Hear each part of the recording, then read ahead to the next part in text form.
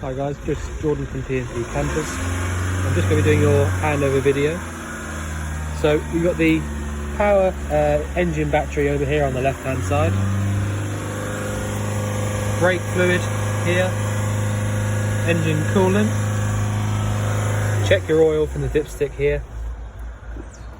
Engine oil goes in through this cap here. Power steering fluid, and then your washer fluid there.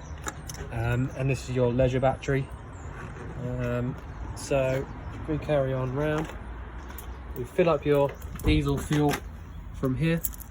I'll just try and find the right key. It should be this way, I think. Yeah, so this is how it would be normally. Pop the key in there, turn it 90 degrees, and it'll pull out. Back in, 90 degrees. That's it locked. Carrying on around the near side. So we come to the gas locker. So you've got refillable gas system. So if you take this cap off here, like so, you fill up through there at your petrol station, push it in, that's it locked up.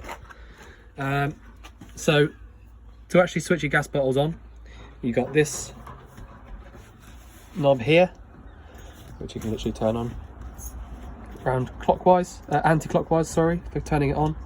And then there's another one over there at the back here, which you can turn on as well. So they're both on. I have had to replace all of the piping, so that's all new. So everything that's this colour is new, and both regulators are new as well. So that's a brand new regulator, and that one there is brand new as well. There's plenty of gas in the system as well, but that's it. That's all you need to do. So once you come to turning it off, again, just turn it around the other way, so clockwise for off all the way. And if when you're turning your gas on or off, if you go all the way on, when you come back to the locker, you'll realise that there's only one way it will go, and that means it's definitely going off. The next lockers next door is your fridge. So if you had your fridge on gas, you'd feel hot air coming out the top here. And that's it for this side. There is a latch here for your door, so when you open it right up, it will hold on like that. I'll just show you around the off side now. So we've got the hookup inlet is here, still needs to be cleaned. This is the boiler. So this is when you've got your boiler on, you'll feel the hot air coming out the top. And then you fill up your fresh water from this one here, which will be the circular top key. Pop that in there, turn 90 degrees, and then this will just come out nice and easy. And then if I just show you in the toilet locker, if I can find the right key. So you've got a separate flush in here. So you need to make sure that this has constantly got enough water in it, which it does at the moment. It's about halfway up on the gauge there. This is where you top up your pink fluid, so pop that in there. If you want to drain it out, then you can do so from here, or hold on, I'll just put this back on. If you want to drain it out, you need to pull this out from the bottom here, and then pull it down from the top, and then let this come out the bottom, and then that will drain out the entire flush system, and you can fill it back up again by going the opposite way. To actually empty it out, you need to pull the entire thing out, and then when you are draining it out, you need to hold down that button there, and then that's a pressure release valve, and that will let it come out a lot easier. And to actually get it out, you just need to push down on this button here. So that's locked up. Alright, so we go on the inside now.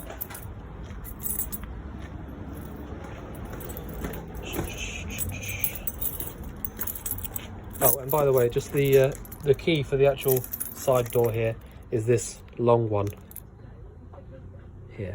All right, so that just goes in there. Turn it with whichever way it'll go. Right, so and that's what I was saying there. It will latch on like that. Okay, so if I jump in now, I'll show you how the bits and pieces work. So if we lift this up, again, a bit awkward with one hand, but you pull this a bit across, and that holds on like that.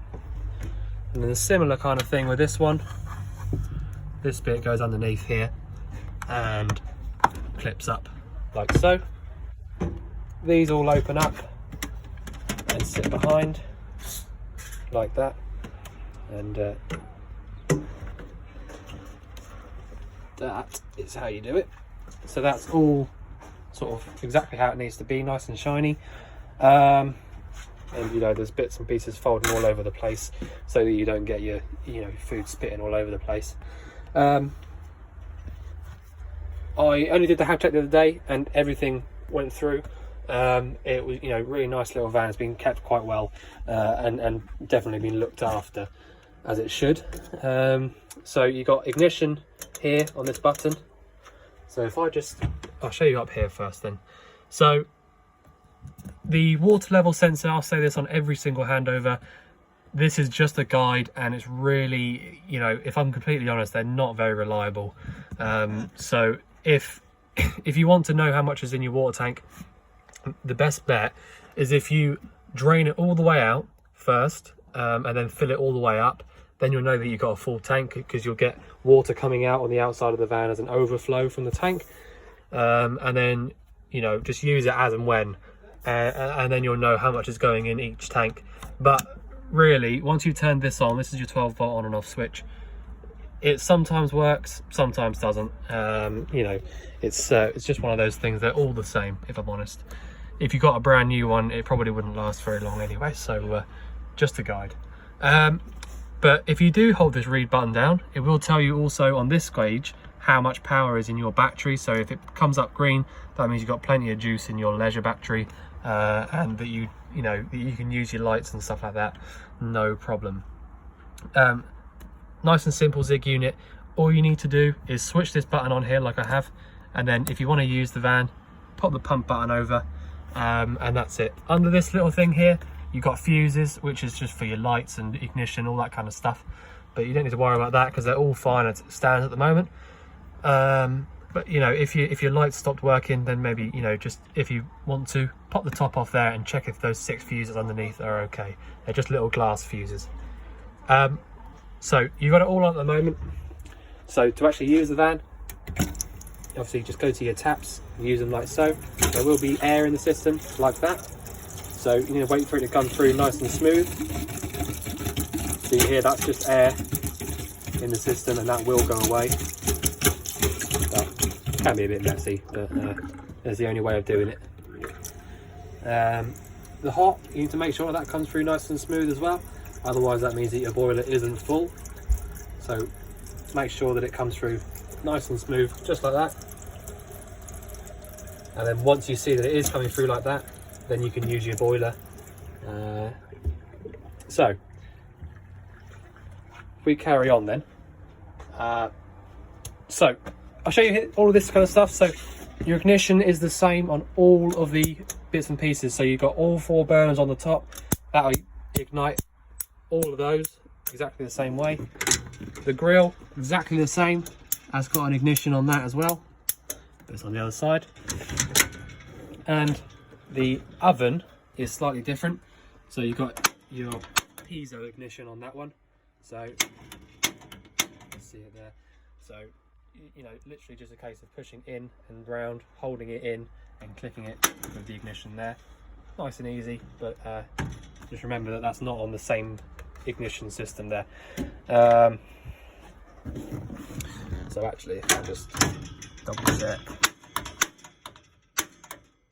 I actually think that the ignition, no, I was right the first time. The ignition for the grill is from this button here, okay? Because you got all 5 of the knobs at the top.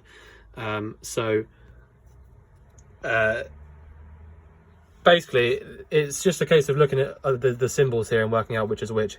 It has been a little bit worn out, and some of the bits have gone off, but you can work it out. You know, so you've got top left, top right, grill, bottom right, bottom left, and then this will be the bottom right one. All right, so again, you know, you can work them all out nice and easily, but this is where you ignite, and then you push in and round on those once your gas is on. You can actually get to your gas from inside the van, which is an auto sleeper thing. So if you get in there, you want to turn anything off from the inside, then you can do. You can get to both the tops of the bottles, nice and easily there. But that's that. The manifold for your fridge is inside the locker here. So that'll switch off. If you thought you had any problems with the fridge at some point, then you can turn it off via there, and then carry on with wherever you with your holiday. I'll show you how the fridge works. So I'll get that out of the way. That's just how you lock the fridge up, and then you push it on the side there to open it up. If you've got two hands. So yeah, I'll get that out of the way for now. So the very left hand side one there is a little symbol on the bottom there, but it's a bit hard to see. So this is your leisure battery running the fridge. That'll only work when your engine is running. So if you like, you can leave that on like that, because currently it's not doing a single thing. All right, so it'll only start working when the engine starts running. So that won't get the fridge cold on its own. You do need to get the fridge cold either via the hookup one or the gas, which I'll show you both in a second. But you just need to use that one for when the engine's running. All right. The one next door, the green one, that is your 240, cooling the fridge down. So if you plug your hookup cable in, click this one up, turn it around to whatever number you like. 7's probably the best, as maximum power. Then that'll start to cool the fridge down via the element in the back if you've got your hookup plugged in. And then you can also work the fridge via the gas, which is super easy. All you need to do is make sure your gas is on, push in the igniter button, and then push in and round, hold it until that stops clicking, and you'll be able to hear it light up anyway. But that's basically how it works. You literally push in and round, and you can also see it. I'll just show you. There's a little hole in the bottom there, which you can see the flame when it has lit up. You can see the flame through there, so you can be doubly sure. And as well, like I said, if you weren't 100% sure, you could go out to the outside of the van, pop your hand on the vent on the outside there, and double check that it's definitely on. So that's that. If if I'm honest, the best ways to use the fridge is either the gas or the green, the electric one. But personally, I prefer to use it on the gas because it keeps it from sort of clogging up with carbon and stuff. If you give it a good use, then you'll find that you get less problems with it in the future. So next up is the heater. So again, a nice and easy unit to use. I'll just show you. On the left hand side is the fan and the electric ways of using the heating. So these kind of like squiggly lines means electric. So if you've got a hookup cable plugged in, then you could pop it to there, and then it would start heating up via the hookup cable. Or you could put it to the next one across, and you get heating via the hookup and fan. And then finally, it's basically the same but a bit more fan at the very end. So those three are electric ways of heating up. This one is just fan on its own, which you would use with the gas. And the one on the top here is basically just the temperature setting. You can leave that where it is, if I'm honest. So that's how you'd use that. That's when you hook up.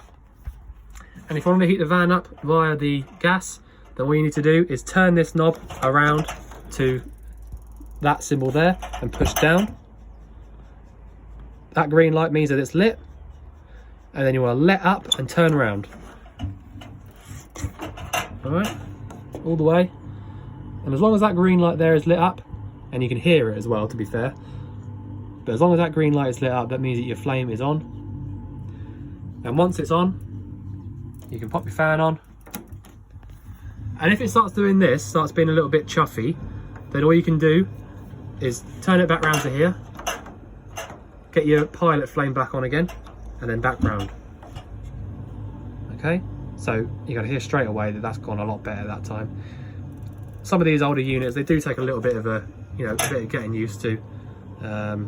And also, to be fair, when they haven't been used for a little while, they can get a bit clogged up. So if you're going to use it a bit more often, then it'll be absolutely fine. But if I'm honest, that is lit up straight away. I can feel the heat coming out of it already. There's absolutely nothing wrong with that. So yeah, so that's exactly how you need to have it. And then where I've got it now on the fan, so I've got hot air coming out through the bottom here, and there's a couple others around the van as well. There's one over there, and there's probably one in the bathroom as well. All right, so I will say, so just imagining now that we've had this on for say half an hour or so, if you do go to turn it off, just all the way around like that, leave the fan running for 5 minutes or so, just so that you don't get a huge big rush of heat coming out through the front. It'll, instead of doing that, it will send the hot air pumping around through here. It's just a personal preference thing. I would just, you know, advise you to leave the fan running for about 5 minutes or so after using, and then you can just switch it off like so, and that's it, all done. Nothing technical on that really. What else have we got? So up here is your water heater. So if you've got, like I showed you at the start, if you've already pulled your hot water through and there's no air in the system, you can switch it on here. It will light up, and that's it. That's all you need to do. That's literally it. As long as you've switched it on and the green light at the top stays on, then you're good. And these old Carver heaters are brilliant. They don't really give us much issues. And if you said leave it 10-15 minutes or so, you'd have hot water already. So quick. So yeah, so that's that there. That's how you use it on gas, that is.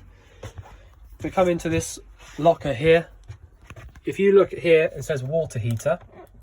So if you were hooked up to a post outside, then you could click this button on, this would light up, and then your water heater would be heating your water up via the electric element. Okay, it does say, I have written on the hab sheet how many amps that pulls, just so you can work out if you are using other bits at the same time. But it's only small, I think it's only sort of 2 amps or something like that, which is perfect. All right, so this is lit up at the moment. I know that because the green light's staying on and it's not gone off. And if your hookup was plugged in, click that on, red light comes on, that means it's heating up. All right, so there's your 2 ways of heating up your water. If I'm honest with you, this plug at the top, I don't think it's actually doing anything because there's no fuse inside it. I don't think it's actually connected to anything, so I wouldn't worry about that one there. This is your status TV aerial, which does work. Red light comes on the top there, and your wires are all hooked up around here. So this is where you can plug your TV into there, and then you could plug it into here to actually have it on, or down there, your 12-volt socket. And the last thing really in here is this. So this is your plug-in systems. This is your sort of RCD and MCBs. So for example, if you plugged in a dodgy socket somewhere, then the one on the left hand side here, the RCD would just flick down, and then all you need to do is flick it back up to where it is now, and then everything will come back to life. And alternatively, if you get an individual problem with, say, the fridge, for example, if you tried to turn it on and there was an issue with it, then one of these that are connected to the fridge would flick down. So again, just come back in here, flick it up, and then you'll be good to go again. So that's it for in the cupboard. Oh, and just a little bit of a caution, be careful on this pipe here if you're going to be using the heating here for a long period of time, because this is the exhaust, the flue that goes out to the roof for that. So if you are going to use it for a long time, just be careful on this, even though it is insulated, but you know, just be careful on it. Oh, and this is your tilt and turn aerial for your actual, so this is what connects up to this booster. So you need to loosen this nut off at the top, put it up, and then turn it to whatever direction it needs to be in, probably for Astra 2, I'd imagine. And so wherever you are, just you can sort of work it out and see where it needs to be. So that's it for in there. What else can I show you? I think the manifolds are in here, aren't they? Yeah, so each of these manifolds is for gas, and you can work out what they're for. So top one's water heater, middle one is heater, and the bottom one is your hobs. So you can work out there's a little diagram here. So at the moment they're all on because there's nothing wrong with them, and I've pressure tested the whole system, so it's all good. But if you did worry about any of them, I've shown you where the fridge one is inside the gas locker. But if you did have a little worry about any of the appliances individually, you can switch them off and then forget about them, and then obviously let us know. But you can switch them off and then carry on with your holiday and not worry about it that way. All of the lights, or most of the lights anyway, in fact no, all of the lights, they've all got their own switches, so they all turn on and off, they all work. And if you do get any issues with these, they're so easy to replace the bulbs, so you can just let us know and we'll either send you some out or do it here. But yeah, got a nice LED one here at the top. It's nice and bright for doing your cooking and bits and bobs like that. Right, bathroom, let's see what we got. So in the bathroom, nice and simple, all you've got really is the same tap and sink. There's no actual drain in the sink itself, so the only way to drain it is literally lift it up, and there'll be a drain on that side and a drain on that side. Slowly lift it up until it's all gone down the back, and then that's it. That's how you drain out your sink. The shower is literally right there, same kind of knobs as well on the shower tap, nice and easy.